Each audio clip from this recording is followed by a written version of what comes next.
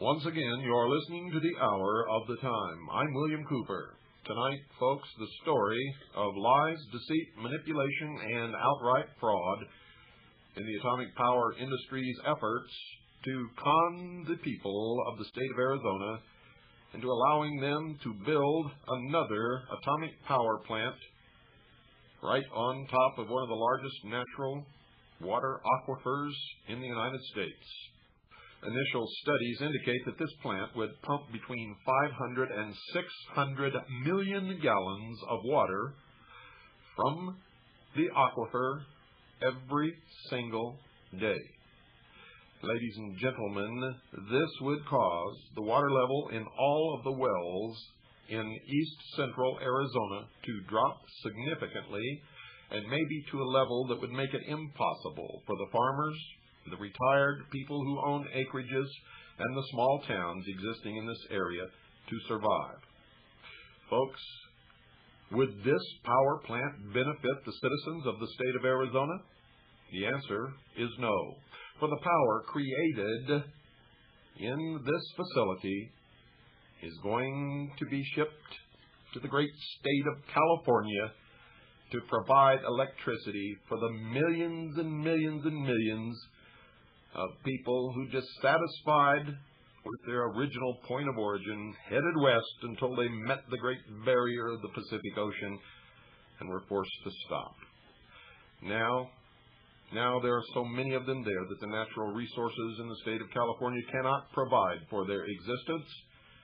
And the whole point of this story, and the reason that I am against this atomic power plant, is not on environmental reasons, but simply because I abhor the fact that the citizens of my state, Arizona, are going to have to suffer any of the harmful effects of this atomic power plant, if there are any, and for sure the loss of a tremendous amount of water which will be pumped out of the ground to cool this reactor every single day, and the tax dollars of the people who live in the state of Arizona are, of course, as they always are in situations like this, going to go to pay for an awful lot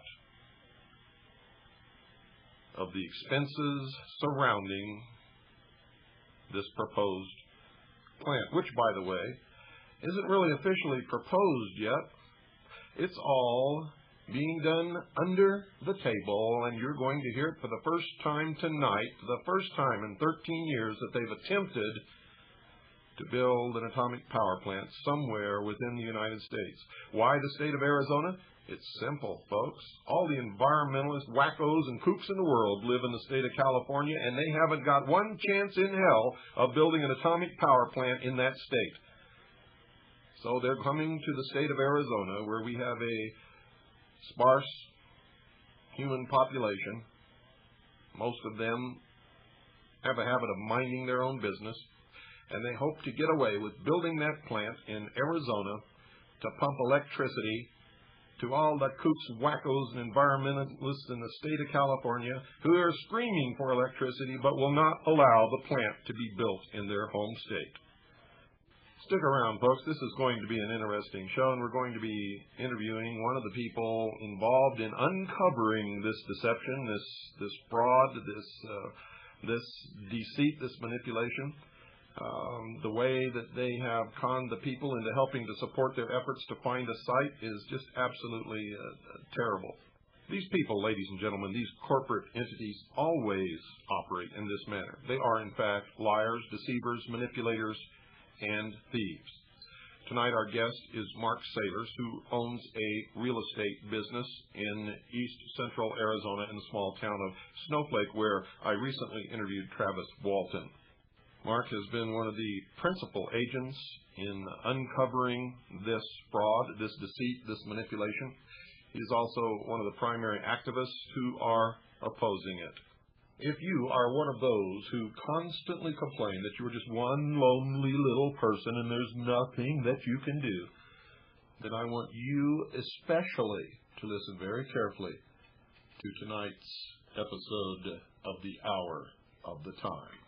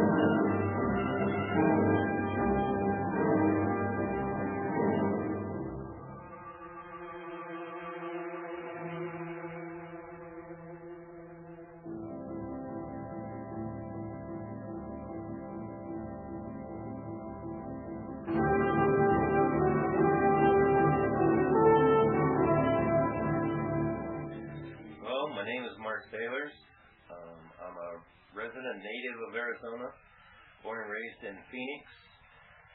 Went to East High School there, left there for 2.5 years in the Army.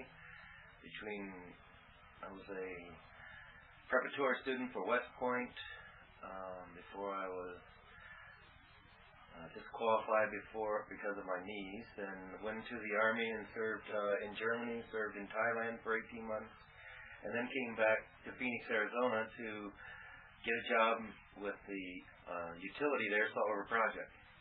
And what is that? Salt River Project is a utility that generates power and regulates the water irrigation system for Phoenix, Arizona. Is this hydroelectric power? Hydroelectric power is part of the generation, but I was trained for the coal-fired plants, and specifically the coal-fired plant in Page, Arizona. And that's a famous lake, isn't it? Lake Powell. Mm-hmm. And don't they have a dam there, the Glen Canyon Dam? Is that the name of it? Yes, they do. That's a real beautiful area. Why did you leave there?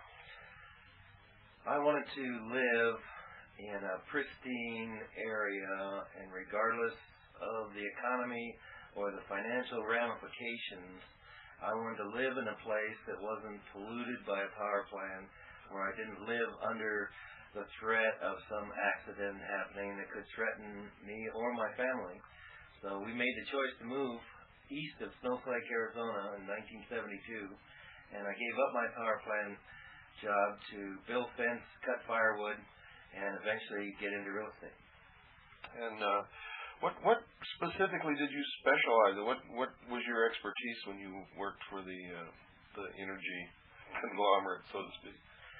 I was trained for the coal-fired plant at Page, although I operated gas and oil-fired plants in Phoenix, both the Kyrene generating station and the Agua Fria generating station, and I was eventually assistant control room operator before I left Salt River Project. Okay. And these were all hydroelectric and coal-fired plants? Coal and oil-fired plants. Okay. And they have the same procedure in the turbine steam as the new nuclear plants do, and the process is similar in generating the steam to generate the power. Okay. And so you live in, what would you call this, central Arizona? East central Arizona? East central Arizona, and I live in an area between Sholo and Concho, Arizona, that previously was a cattle ranch, has been settled over the last 20 years by 600 to 800 families that have chosen to leave the safety problems of the city and live in the country in a rural setting where they can feel safe and secure and their families feel safe and secure. Who makes most of the population out here? What age group? In Snowflake itself, the average age is 20 years old. There's a lot of younger people, but in this specific area, it's mostly retired people that were born on a farm in the Midwest, moved to the east or those big cities, made their money, and then decided to live in the rural kind of area they were raised in on a farm without the heavy snows where they came from. And Mark, why would they pick this area other than there's not heavy snows in the winter? It doesn't really, the winter is not life-threatening here, but other than that, why did they pick this area? The safety of their families, the feeling of safety. The rural area that they live in is just like a time warp going back 20 years in time, where there is very little crime. There's very little things here to worry about except worms on your tomatoes. Gardening is probably the one thing people have most in common here. Plentiful source of underground water has fueled this area as a retirement area. People can easily develop the water and raise small gardens, orchards, and live in a real simple, safe, peaceful surrounding. Isn't it a fact that most people derive their water from a well? That's correct, and the average water depth here is 360 feet, and we're on one of the largest aquifers in the Southwest called the Coconino Aquifer.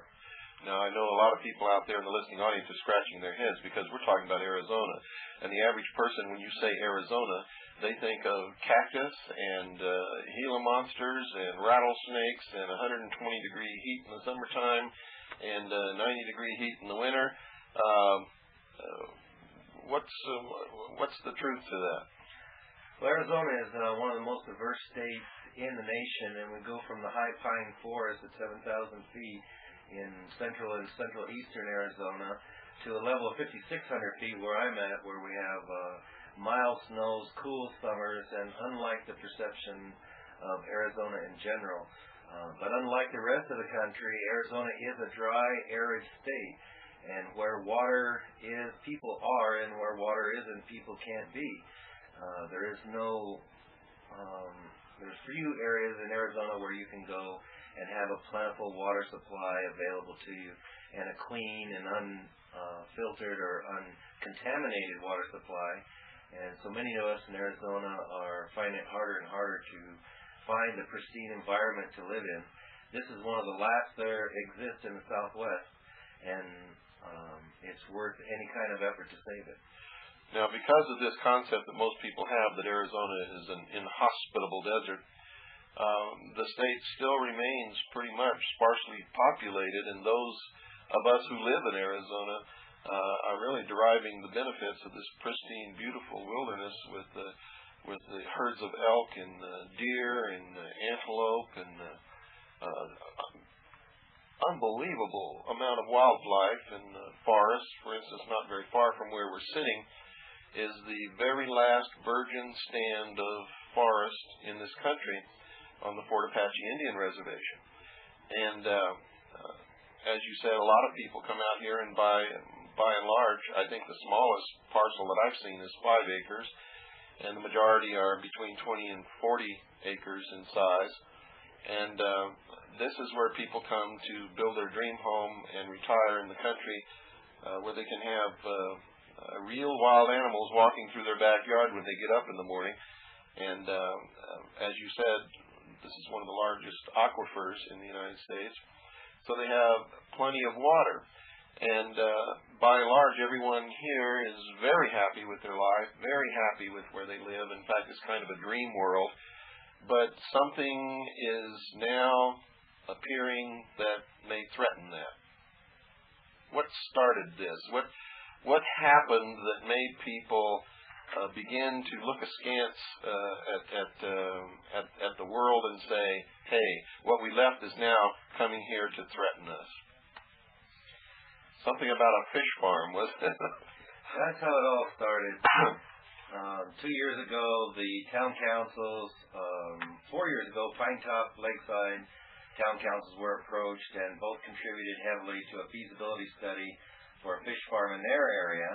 And 2 years ago, Snowflake and Taylor were approached, their town councils, that this company would like to raise northern salmon in Arizona and ship it to a California market.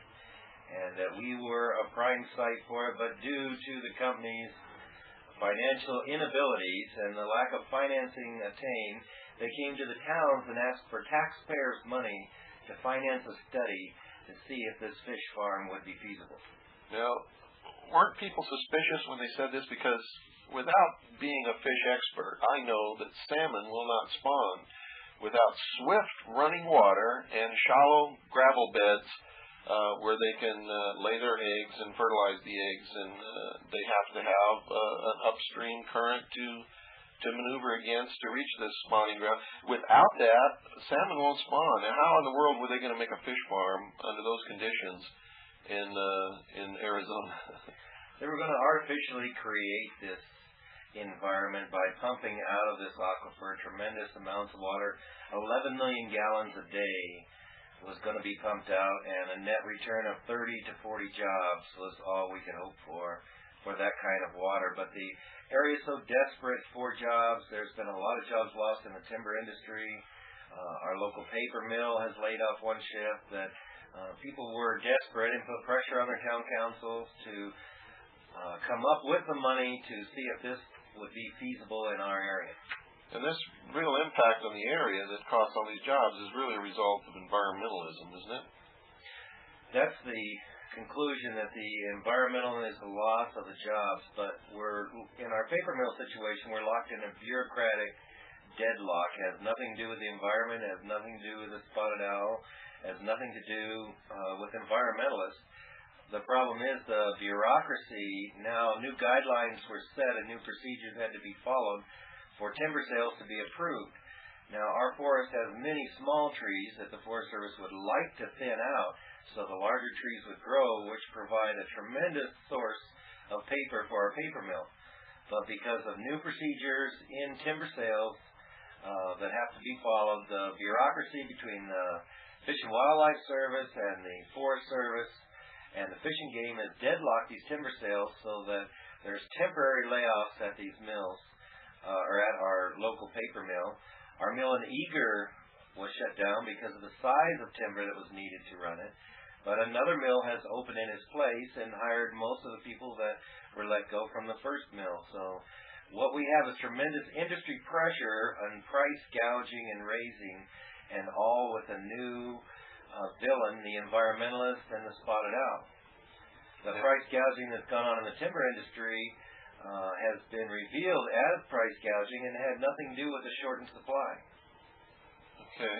Now, and then all of a sudden these people come in, they promise 30 to 40 jobs at the top end, and they're going to start a fish farm to raise salmon for a market. And if they could do that, it would be a money maker, but I think there would be a lot of obstacles in the way, one of which is water. They needed tremendous amounts of water. But then somebody began to look into this and noticed that something was haywire. What was the first indication that these people may have been looking for something other than a fish farm? We have an adjudication process ongoing in the state in our particular region where all of the underground waters are allotted more to first people to use the water. And the process is a legal process that's being handled through the courts. We had deadlines during the time the feasibility study had just been finished to make filings if there were going to be any large water uses or large water extractors in the area. And when the people who asked for this money for the feasibility study didn't spend any of the money in applying for the adjudication of the water, a lot of us were suspicious that this was not being used for the proper purpose. And in my particular area, I could hear seismographic testing going on 4 to 5 miles north of my place, and a helicopter coming in every night to pick up the crew and bring them back in the morning so they're not even exposed to the town members. But seismographic testing is not done for shallow fish farms or ponds. It's only done for large sites such as nuclear power plants.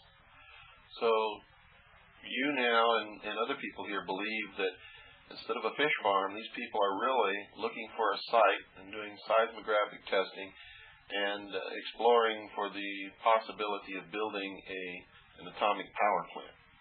That's correct, and we were informed 2 weeks ago through a news release in our local paper that there was a possible reactor site north of Sholo. Now, no one will disclose who it is that wants to build a nuclear power plant. This information is coming through the White Mountain Regional Development Corporation, a private company that works with the town councils to try and draw new industry and development to the area. But the fact that they're not releasing any information except that they've already chosen 3 possible sites 35 miles north of Sholo shows that tests have already been performed to choose these 3 sites, and those tests were from the taxpayers' money in the form of a fish farm feasibility study. So they actually defrauded the citizens of this area when they went in and got this money from the cities, which was taxpayer money, to fund a feasibility study for a fish farm, when in effect what they were doing was performing a feasibility study to locate a site for a nuclear power plant. Is that correct? That's correct. That's exactly what was done.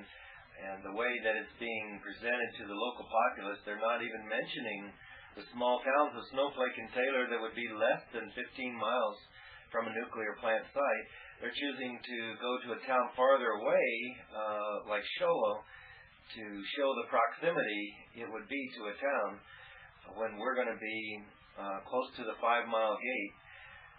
the dead zone around the nuclear power plant will be just outside the town. Now, they're doing that obviously because they don't want to stir up environmentalists by stating that there's a human population within the very close proximity of this power plant that they're desiring to build. But after this broadcast, everybody in the world is going to know about it. Now, Mark, other than the obvious dangers that we're all aware of an accident happening in an atomic reactor and causing sickness or death within a certain radius, depending on which way the wind's blowing and how far it blows and what kind of radiation leak there was and how much and all that kind of stuff. What else is wrong with building an atomic power plant in this area? There's a multitude of different things that are wrong with it, and the number one thing for the whole nuclear industry, and it was our president's stated claim that no new nuclear plants would be sanctioned until we solve the problem of the waste that comes from them. At the current time, there's only one facility in the United States accepting waste from other states, and at the time there are no new waste sites that have been approved, that must be approved before the waste that we create for generations to come can be safely located. Now, if we have a show of hands out there in the audience, who would like to have a nuclear waste facility close to them and where they live? There would be very few hands going up. All of us want to have inexpensive power, but it's being shown that the nuclear industry is raising the cost of power. The real question is, why would we go ahead and sanction a new plant when the questions of these hazardous waste have not been solved? The other main reason for opposing it is that it is inappropriate for our local tourism economy. It's a very ill-conceived plan that while it would provide 600 jobs at a cost of 500 million gallons of water a day, we would lose over 1,000 jobs to our existing tourism industry that's operating now. And the new industry of gaming that the Apaches have worked real hard to get approved now has not even had a chance to show its economic benefits before something like this will detract from it. A lot of people do not want to go and recreate in an area that they feel is unsafe. Now, aside from the tourism and everything else, what will, how many millions of gallons? 500 million gallons a day is what the Seabrook plant uses, and since there's no source of cooling water here, you normally see these plants built in Phoenix. It uses sewer water for cooling. On the coast, it's all ocean water. At the Cholla power plant up north, it's the Cholla Lake that's used for cooling water. We have no source here of cooling water. It all has to be pumped from our aquifer. And if they're pumping 5 to 600 million gallons a day, what's that going to do to the aquifer? None of us know the exact answer to that question. We're having studies done now through our Citizens Alliance for a Safe Economy. Well, let me ask you this. Will that water be put back into the ground? When it comes up and cools the reactors, is it going to go back into the ground? If it goes back into the ground, the cooling water stands a chance of contaminating all the water in the region and contaminating the entire aquifer, which would make a ghost town out of all northern Arizona. We don't even like the water to be extracted at the site where a possible earthquake could cause underground contamination of our aquifer. Well, wait a minute. You're talking about California. Earthquakes in Arizona? Earthquakes in Arizona are not uncommon. In Flagstaff this year experienced a 5-point earthquake aftershocks, another major earthquake at the Grand Canyon this year. I think we can see our weather patterns are not following standard procedure, and our earthquakes won't necessarily follow the San Andreas Fault. Arizona has a lot of occurrence of earthquakes, and when we look at the chance, even the slim chance of a major earthquake contamination of our underground aquifer, we're looking at relocating a third of Arizona to a new area. Well, the fact is, isn't it, that one of the major earthquake faults existing within the United States runs along the Mongolian Rim? That's correct, and we're likely to see more earthquakes as our unsettled weather pattern continues. Now, Mark, the Atomic Energy Commission would reply to your statement that cooling water taken out of the ground and used to cool a reactor would not be contaminated in any way because of their safety precautions and their strict requirements, and all of this kind of stuff absolutely prohibit any kind of leakage into the cooling water. And they would also tell you that between the cooling water and the reactor is a closed circuit of cooling water that transfers the heat from the reactor to the open circuit cooling system. And how would you reply to that? I know the answer, but there are millions of people out there listening to this broadcast who don't have the foggiest idea of what we're talking about.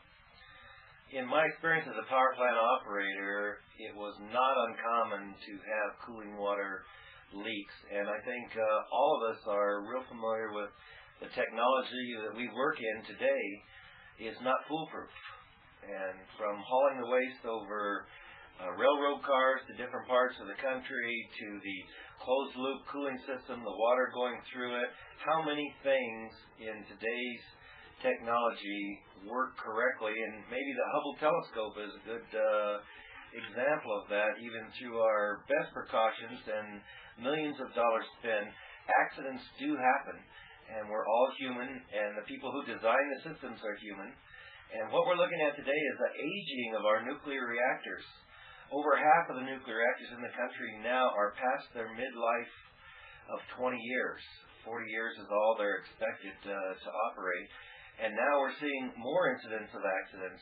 And now as the equipment ages, companies will be looking at a decision of whether to try and keep the plant financially profitable and produce electricity, or whether to shut it down early and incur millions more of cost to decommission that plant early. And I think what people of the United States that are using nuclear power now don't realize is that the decommissioning cost to take these plants out of service is highly underrated according to all estimates, including Moody's report on the nuclear utilities, investor-owned utilities, that shows that these plants, now that they're aging, are having higher incidence of accidents, and they're not considered a good investment according to their outlook. It's time to take our break, folks. Don't go away. We'll be right back after this very short pause. Well, folks, what you're hearing tonight doesn't sound very good, does it? Another example of extortion, fraud, theft of money from the taxpayers of the state of Arizona to finance a non-existent fish farm feasibility study in order to choose a site for an atomic power plant, a nuclear reactor, to furnish power to the state of California. Now, I want you all to understand that I'm against this solely on the grounds that the citizens of the great state of Arizona should not have to suffer any inconvenience, any financial expense, or any dangers from radiation, any loss of water from their groundwater supply, to furnish the citizens of the state of California with electricity, because the citizens of the state of California harbor the kooks of the world who won't allow them to build an atomic power plant in their state. I'm against it. I will oppose it. Now, couple that with all the floods in the Midwest, the extreme drought in the South, and you can foresee famine, the lack of foodstuffs. Folks, there's going to be a food shortage based upon all of this. We've already done the research, and I can tell you it is sound. There is also going to be a rise in the cost of food because of the market effect of supply and demand. When supply is low, demand is high. Now, couple that with the drop in the value of the dollar, the slowly creeping inflationary process upon our economy, with the testimony of Mr. Greenspan, the chairman of the Federal Reserve Board, who, speaking on C-SPAN several nights ago, said that they could not hold it back any longer. There is going to be rampant inflation in the near future. Folks, you better do what I've been advising you to do all along. There's only one thing that can protect you against that, and that is the ownership of hard assets in the form of precious metals, specifically what's proven to be the best throughout history, gold and silver, and specifically gold and silver coin. Now, I don't advise you to spend $5,000 for a coin that has $100 in actual worth of gold content in it. Because if you do that, I think you're going to lose big time. I don't care what anybody else tells you, and I'm not pinging on anybody else. I'm not telling you not to listen to anybody else. You listen to whoever you want, and you do with your money whatever you want. Folks, I'm telling it to you from my point of knowledge, from my research. And based upon that, I have to advise you to call Swiss America Trading, the people who back this program, who pay for the airtime. At least give them a chance to tell you what they have to offer, what they can do for you. The number is 1-800-289-2646. That's 1-800-289-2646. The first 200 callers, of course, will receive Harry Figge's report entitled Tackle the Debt. That's 1-800-289-2646. You have a responsibility to yourself and to your family to investigate the means to protect your assets now before it's too late. Every day you wait, the dollar loses a part of its value, and you lose some of your assets, whether it's apparent to you or not. It is happening. What you've worked all your life to gain is eroding away right before your very eyes, and most of you are not only not aware of it, but when you become aware of it, you don't do anything about it. Now call now, 1-800-289-2646. 1-800-289-2646. Tell them William Cooper sent you, and you'll also get a free newsletter on protecting your future. That's 1-800-289-2646. 1-800-289-2646. Folks, by protecting your future, you'll be protecting the future of this program, the hour of the time, and freedom for the world. Call now, 1-800-289-2646. That's 1-800-289-2646. You'll be glad that you did. Now, there are some people, I mean, we've all been taught about the dangers of radiation and the dangers of the uranium fuel that's used to create the heat in an atomic power plant. And we've all been taught the dangers of the radioactive waste and what radiation sickness can do to people. And we know that when they dropped the atomic bomb at Hiroshima and Nagasaki, that hundreds of thousands of people became ill with the radiation sickness and ultimately died. And that there was genetic damage, and some of their children's children are suffering from those incidents now. But I hear every once in a while people say that this is all a scam, that radiation is not the danger that we've been taught, that the atomic waste is not waste at all, but is very valuable and can still be used to create very cheap, low-cost electricity, and all kinds of things. What's the truth to this? Do you know if there's any truth to this, or if this is a scam? Are these people pimping for the atomic power industry? Are they trying to make us believe that there's no danger represented by any of this? Are they trying to make us say that Chernobyl was a lie? Chernobyl, 3 Mile Island are proof that accidents happen. The next day after Chernobyl, we measured radiation in Flagstaff from that blast. The question is it dangerous? Did it hurt people? If it wasn't dangerous, we wouldn't have evacuation plans in place for even the people who create the plant know that we have to be able to evacuate large portions of the population in the event certain conditions exist within the plant. And whether or not we ever have a major nuclear accident, or whether or not there's a time when hundreds of people are killed or affected by this, there's a feeling of safety, and it's a freedom that all of us as Americans have that's constantly being eroded from us. And in other words, you don't want to be sitting in your home wondering if it's safe or not. Whether it is or not doesn't make any difference. The fact is that there's enough evidence there that just having that near you would interfere with your daily life and cause your family to have a fear intervene in your home that shouldn't be there. That is the real issue here, and we live in an area where there are no major catastrophes from Mother Nature. This particular area doesn't get hurricanes, doesn't get tornadoes, doesn't get, as a rule, earthquakes, doesn't get any major catastrophes that we have to spend any of our lives concerned about. And now we're talking about creating something within our midst that we have to fear. And I don't think there's anyone in the listening audience out there who believes that there is nothing to be concerned about in living next to a nuclear power plant.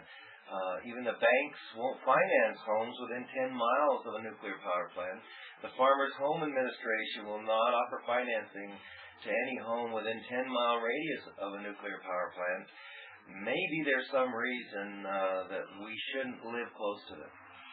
Now, not only that, but if they're really truly going to take 5 to 600 million gallons of water out of the aquifer per day, if that water doesn't go back down into the aquifer, that in fact is going to cause the water table to drop considerably over a period of time, and maybe cause it to drop so far that all of these people who live up here who have wells will no longer be able to live on their property. Is that correct? That's correct, and my own home would be one of the first affected by that. I have an orchard, deciduous trees, a big garden, all of which I built over the last 20 years would have to be sacrificed so that we could have the benefit of this nuclear power plant making power in Arizona and shipping it all to California. Well, you just said it. Now, you said so that we could have the benefit, but in truth, there's no benefit to the citizens of Arizona. We have plenty of... Arizona is so sparsely populated that we have an overabundance of power. We have several dams. We have several rivers. We don't have a problem with power in Arizona. The fact is that most of the power that's generated from hydroelectric plants and coal and oil fired plants in Arizona is sent somewhere else. Isn't that true? That's correct. And Southern Cal Edison has a major portion of the nuclear plant in Arizona now, the Palo Verde nuclear plant in Phoenix. I see. Now, the Palo Verde plant is rated by Moody's as a significant risk in their 3 categories of ratings as risk in power plants. Theirs is considered the most dangerous and is rated significant, and their credit rating, as far as Moody's goes, is the lowest. They announced the other day they would have to go into Chapter 11 if they didn't get a huge rate increase to pay for the nuclear power plant at Palo Verde. How can this be? I mean, they're charging electric rates just like everybody else, only everybody else has to pay for a constant supply of coal and oil to fuel their plant. They don't have to pay anything to fuel their plant. I mean, their fuel rods, according to what I've read, last from 30 to 40 years. So what is this? I mean, if they're charging the same rates, and when everybody else raises their rates, they raise their rates, and they're always touting the fact that nuclear energy provides cheaper electricity, and we look around and we find out that that's just not true, then what are they putting over on us, Mark? The trouble, Bill, is they're tying in nuclear energy. The federal government would like to see the nuclear energy companies maintained so that if they need to go into a nuclear bomb production, they have the benefits and the reason for all these enrichment programs that the government is paying for. But there's no more big boogeyman. The Soviet Union's gone. Why would they need atomic weapons? That's the problem, and that's why they as an industry have to build more nuclear power plants to justify the expensive programs that both the government and the power companies are enjoying the benefits of. Now, we are currently paying as taxpayers a uranium enrichment program to provide the enriched uranium for these power plants at taxpayers' expense. None of the utilities have ever paid for this enrichment process. This is another hidden cost that's passed on to taxpayers. Now, when we hear these people on other radio broadcasts telling us not to be afraid of radiation, not to be afraid of atomic accidents, that they would eat the waste material from an atomic power plant, it wouldn't hurt them, and that they can take this waste material and create electric power that would be cheaper than anything that we're paying now, and it would take us out from under the burden of all this overhead of expense for electricity and power. And we know from past experience that nobody ever lowers prices. Nobody ever lowers prices. And once a price is raised, it never comes down. And they just wait for the next excuse to raise it. I think these people really are pimps for the atomic power industry. And I don't believe for a minute what they're saying. And anybody can go back and check the casualties and the sicknesses and the damage to the environment and to people from atomic accidents that have happened in the past. And then you sit and listen to these people, and what they're saying is absolutely insane. There really is a danger, isn't there? There really is a danger, and the real danger is economic. We're all as ratepayers going to be paying much more in the future for power if we let the nuclear industry continue with this program. We have not yet paid for disposal of the waste that we've already spent. This is a legacy that we're going to leave for our grandchildren, and I'd like to know how we explain it.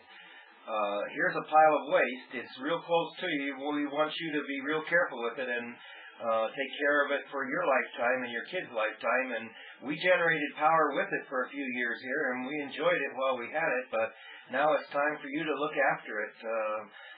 What kind of legacy is that to leave, and how can we make waste that have to be watched forever? This is a process that has really no benefit for any of us, and our alternative energy resources have to be experimented, have to be paid for by government sources like they're funding the nuclear industry now, so that we can develop industries and energies that are safe for our country, not energies that are going to cause a possible destruction or even the unsafe feeling of the people that have to live near it. And the more, we know that the more pies that the government has its finger into, the worse off the rest of us really are.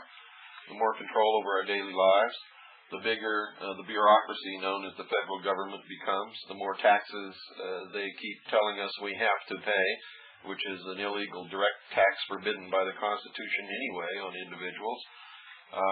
And we could go on and on and on. But what are the citizens here doing to deal with this?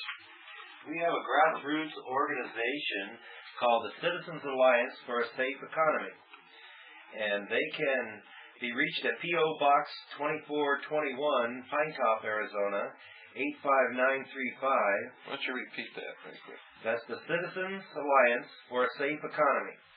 And that's P.O. Box 2421, Pinetop, Arizona. That's Pinetop, zip code 85935. And we're interested in any of you listeners out there who would like to join us in this fight against this nuclear power plant. The nuclear industry is making its first attempt in 13 years to put this across to the public. And if we can stop it here, we may be able to stop the nuclear industry from building any more power plants that are taking away from the safe feeling of all of our citizens. Now, for those who would say this is safe and natural and everything like that, it's not. None of these atomic fuels are elements created artificially by nuclear reactors exist naturally in nature.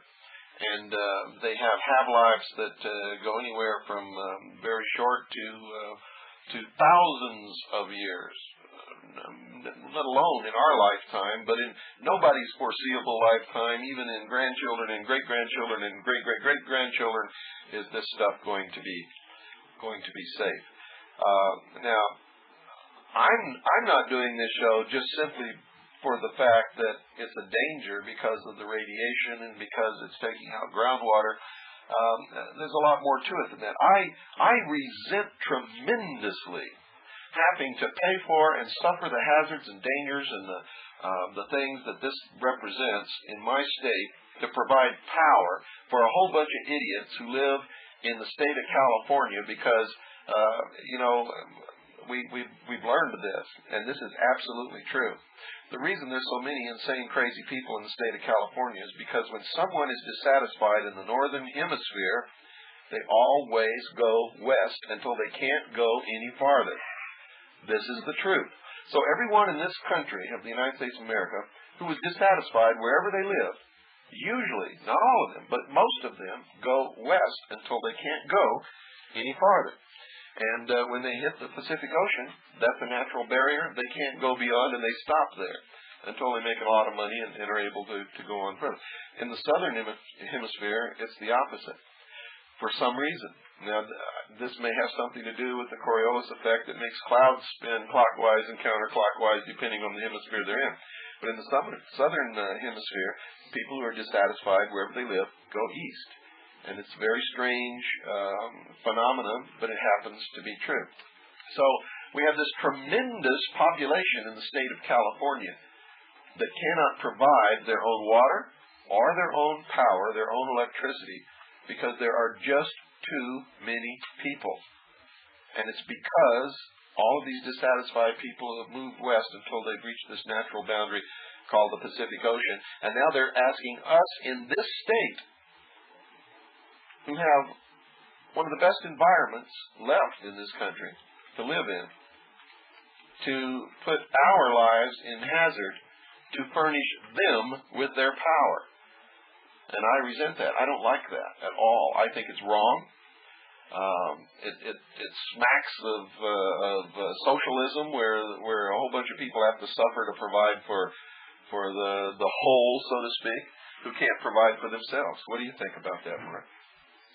I agree wholeheartedly, and I think it's time in this country that we take this decision to a national referendum where a nuclear power needs to be voted on by the public residents of the United States to see if we as a country, as an educated people, believe there is a future for nuclear power in this country.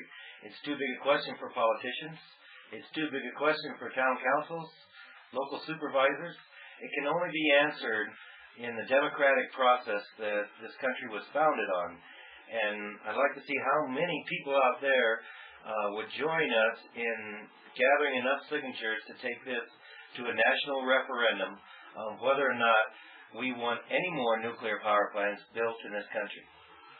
Well, I think that's a good idea, and I would encourage my audience to contact, who would they address their letters to? Citizens Alliance for a Safe Economy, P.O. Box 2421, Pinetop, Arizona, 85935.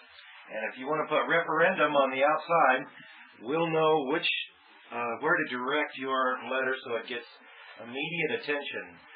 But we feel that within the state and within the country, it's time for citizens to make a decision on nuclear power, not politicians. And this is the first time in how many years that they've tried to build a new atomic power plant in this country? In 13 years, it's been since there's been any commissioning of any nuclear power in this country. And there's, again, our president stated that we would not sanction any new power plants in this country until the question of solid waste, low-level waste, high-level waste, and rad waste have been solved. And to date, there is no way to solve these questions because no one in their right mind wants to live close to a waste site. And any of you who do want to live close to a waste site, call us and write us and let us know, and we'll do our best to send this nuclear power plant your way. Or live next to a plant that produces the nuclear waste, and it has to travel on your highways and your roads and be transported somewhere. Now, I want my listening audience to understand that you hear all this stuff, that atomic power is safe, that the waste material is not dangerous, and all this other kind of stuff. Go back and study what this radiation has actually done to people and animals and the environment, where it has leaked into the atmosphere or into the groundwater or into the environment in some way, and you'll find that somebody's pulling the wool over your eyes, or else there is such a tremendous hoax being perpetrated. But, you know, when we know that people have died and been damaged from radiation and from nuclear accidents, then we cannot take the word of somebody who comes up and says that it's not dangerous and that they'd eat it. I want proof. I want somebody to prove to me scientifically where I can see that this isn't dangerous. And I don't want them to come to me and hold up a little pellet and say that this is uranium, U-235 or whatever it is, and eat it and tell me it's harmless. I want to go get the pellet. I want to make sure that it's really what they say it is. And then I want to put it in their mouth and watch them swallow it and then monitor them for a few weeks. Because one thing I've learned, folks, is you can't trust people nowadays. There are so many baloney, BS stories and outright hoaxes and deception and manipulations being perpetrated so that a few can make a lot of money from those of us who don't have a lot of money, and also to bring about a one-world totalitarian socialist state, which they call the New World Order, is not going to be good for any of us. This NAFTA treaty, for instance, that they're perpetrated and trying to bring into being will destroy the middle class in this country. And we're already losing jobs in industry just on the promise that it might come. So we have to be very careful about this. And for someone to come to my state and tell me that I have to agree to put my family at risk, that we may be drinking contaminated groundwater, that we may lose our groundwater altogether, that we may be living in proximity to an atomic explosion waiting to happen, or leakage of radiation that could harm an awful lot of people and animals and plant life and everything else. I'm not an environmentalist, you all know that, but for somebody to do that, to benefit someone in another state, is absolutely abhorrent to me. I think it's wrong, and irregardless of anything else, I would oppose it just on that ground and no other. Mark, you have some final words you'd like to say to the people out there? We have a few minutes. Go ahead. Well, I appreciate the chance to talk to everybody, and I appreciate your interest in our particular problem. By the nuclear waste standards, we're considered to be NIMBYs. A NIMBY is N-I-M-B-Y, is not in my backyard. And I am definitely a NIMBY, and I don't want to see it in my backyard, but after studying the question in detail, I don't want to see it in anyone's backyard. I think it's time that we make a choice that we're going to live in a safe environment. We're going to develop alternative energy sources. And this is a question that now is real critical at this juncture, that we decide whether new nuclear power plants are a thing of our future or a thing that we as a people decide that we don't want to see in our future. And I would invite everybody to join in this cause. We all need sources of good economical power, but we cannot pass this legacy of waste and sickness on to generations of children that have not yet been born. No one did that to us when we got here, and it's not right of us to do that to them. Thanks for the opportunity to talk. And just in closing, I think the biggest scam that we need to really address is when they build these huge hydroelectric dams, which produce electricity. They tell us that this is going to be the cheapest source of electricity there is because it requires no fuel whatsoever. None. And that as soon as the dam and the equipment is paid off, then the electricity will only be billed for what it takes to upkeep and maintain the operation and pay the salaries of the employees of generating this hydroelectric power. But we see that years and decades after the dam and the equipment and everything has been paid off, the rates have not come down. The rates never come down. They just keep getting higher.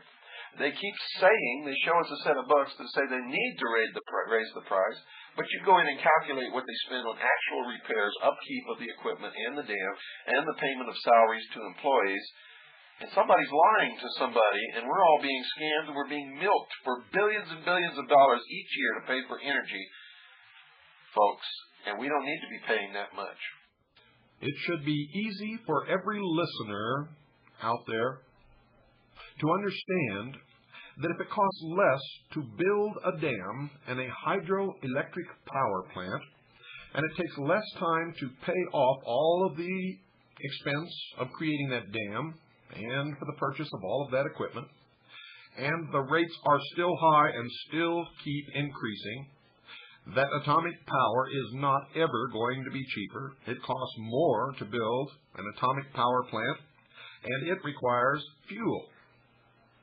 Well, notwithstanding, the fuel has to be replenished every 30 or 40 years. It still requires fuel. That fuel is expensive.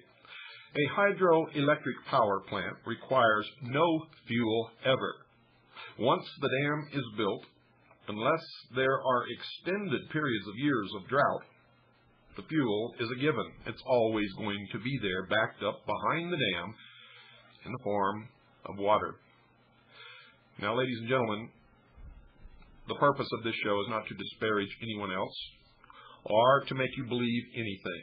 The purpose was to let you know of a proposed building of an atomic power plant in the state of Arizona by fraud, deceit, and theft of taxpayer money in the guise of building a fish farm. They have put one over on us, and they're well on the way to making this thing a reality, at least in the beginning stages. So we would like for all of you to call or write Mark Saylor, and if you didn't get the address, call Snowflake, Arizona in the 602 area code and ask for Cabin Masters. That's the name of his real estate office. Ladies and gentlemen, I don't believe that this kind of thing should ever happen to anyone. If the state of California wants electricity, let them build their own atomic power plants in their own state. And if they can't do that, I recommend candle making as a good business to get into. Until next time, good night, and God bless each and every single one of you.